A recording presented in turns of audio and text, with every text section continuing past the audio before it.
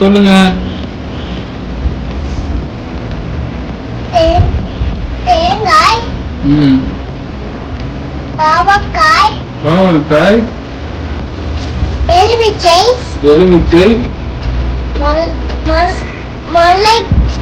மிளகாய்,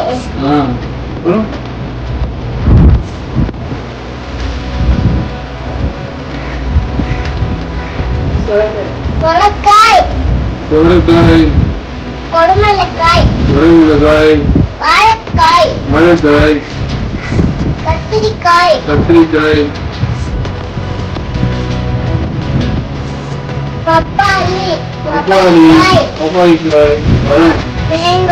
மேங்கோ பழம். இது என்ன காய்? இது ஏலியன்காய். ஏலியன்காயா?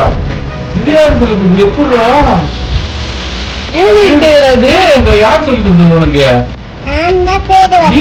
நீதான் பேர் வச்சா? எப்படி ஏலியன்காய்? இது எடுத்துட்டாமே எப்படி ஏலியன்? எதுல பார்த்தா?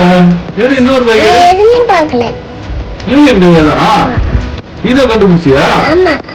எனக்கு சொல்ல கொடுக்கியா? என்னடா சொல்ற? ஆச்சரியமா இருக்கு. ஏலியன் காயா? காட்டு பாப்போம், கையில காட்டு, கொண்டு போவோம். கொண்டு எல்லாத்தையும் கொண்டு போவோம். ஏலியன் காய் பாப்போம்.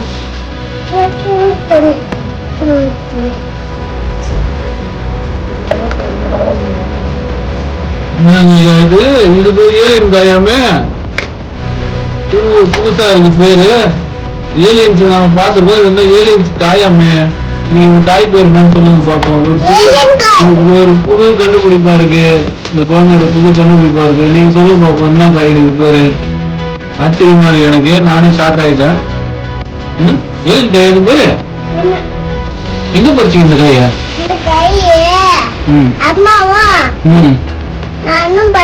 நீங்களும் படிச்சீங்களா? அம்மா